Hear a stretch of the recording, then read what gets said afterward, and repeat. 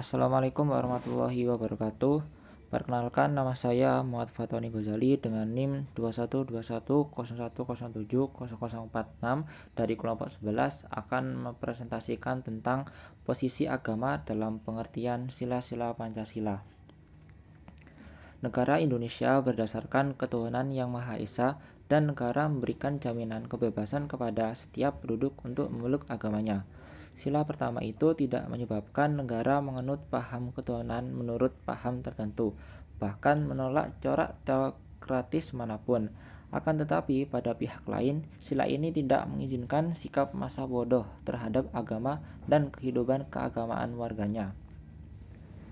Ketuhanan yang Maha Esa mutlak harus diterima, karena ketuhanan yang Maha Esa itu merupakan basis, urat tunggang, atau hakikat dari Pancasila itu sendiri.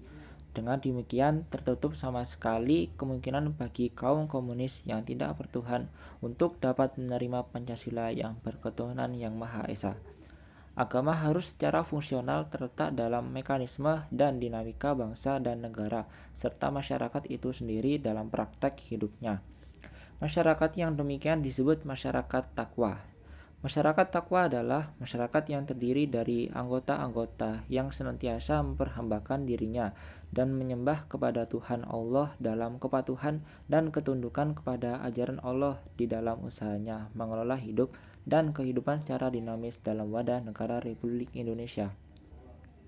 Dalam rangka memahami bagaimana nilai moralitas dan upaya penegakan hukum di Indonesia, Pancasila sebagai sumber hukum serta keadilan ditegakkan demi keadilan berdasarkan ketuhanan yang Maha Esa, melalui itikat baik dan kejujuran dapat dijawab. Selain itu juga keimanan dan ketakwaan terus dibina dan ditingkatkan. Dari berbagai pandangan tersebut di atas, maka jelas bahwa Pancasila dimaksudkan sebagai cara dan wadah dalam menjalankan dan mengamalkan norma agama, termasuk dalam hal ini ajaran Islam dalam hidup bermasyarakat dan bernegara. Juga antara keduanya tidak ada pertentangan nilai. Mungkin itu saja yang bisa saya sampaikan. Yang selanjutnya akan dijelaskan oleh Kavina. Kemudian selanjutnya yaitu hubungan Pancasila dengan agama. Hubungan Pancasila bersifat saling menguatkan, bukan saling bertentangan. Agama dan Pancasila sendiri sama-sama berfungsi sebagai nilai dan alat untuk mencapai kesejahteraan baik lahir maupun batin masyarakat. Agama sendiri berperan sebagai pembina rohani, sedangkan Pancasila sebagai pedoman atau ideologi.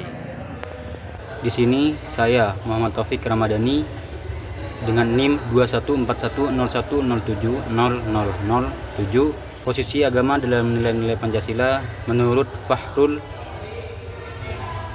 Dengan cara ini, Pancasila tidak bertentangan dengan kualitas agama manapun.